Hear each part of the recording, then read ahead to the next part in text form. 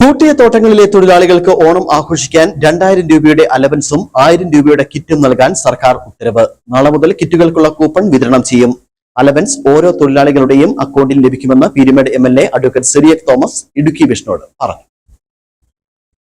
Peermade tea company ഉൾപ്പെടെ 5ഓളം തോട്ടങ്ങളാണ് ജില്ലയിൽ പൂട്ടിക്കിടക്കുന്നത്. പൂട്ടിയ തോട്ടങ്ങളിൽ യൂണിയൻ നേതാക്കൾ വീതിച്ചു നൽകിയ ഫ്രൂട്ടുകളിൽ നിന്നും കൊളുന്നുതുള്ളി ലഭിക്കുന്ന തുച്ഛമായ തുകയിലാണ് തൊഴിലാളികൾ ജീവിതം തള്ളി നീക്കുന്നത്. എല്ലാവരും ഓണം ഗംഗാമമായി ആഘോഷിക്കുമ്പോൾ തൊഴിലാളി ലയങ്ങളിൽ തീ പുകയാത്ത അവസ്ഥയിലാണ്. കഴിഞ്ഞ 2000 മുതൽ മാറി മാറി വരുന്ന സർക്കാരുകൾ അലവൻസ് നൽകിയാണ് ഇവരുടെ ഓണം ഗംഗാമമാക്കുന്നത്. നിലവിലെ സർക്കാരും 2000 രൂപ അലവൻസും 1000 രൂപയുടെ ഭക്ഷ്യക്കിറ്റും അനുവദിച്ചു. കിറ്റിനുള്ള കൂപ്പൺ ലഭിച്ചാൽ മാവേലി സ്റ്റോറിൽ നിന്നും ഭക്ഷ്യക്കിറ്റ് ലഭിക്കുകയും ചെയ്യും. നാളെ മുതൽ ഭക്ഷ്യക്കിറ്റ് ലഭിക്കാനുള്ള കൂപ്പണുകൾ വിതരണം ചെയ്യും. തൊഴിലാളികൾക്ക് ഈ വർഷം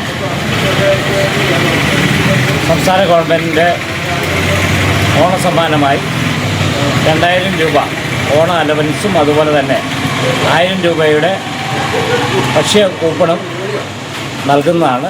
അതിനുള്ള തീരുമാനമായിട്ടുണ്ട്. അടുത്ത ദിവസങ്ങളിൽ ഈ ഭക്ഷ്യ കൂപ്പണ് ലേബർ ഡിപ്പാർട്ട്മെൻറ്റിൽ ലഭ്യമാകുന്ന മുറയ്ക്ക് അത് അതത് എസ്റ്റേറ്റുകളിൽ എത്തിച്ചേർന്ന് ലേബർ ഉദ്യോഗസ്ഥന്മാരത് നൽകും. അതോടൊപ്പം തന്നെ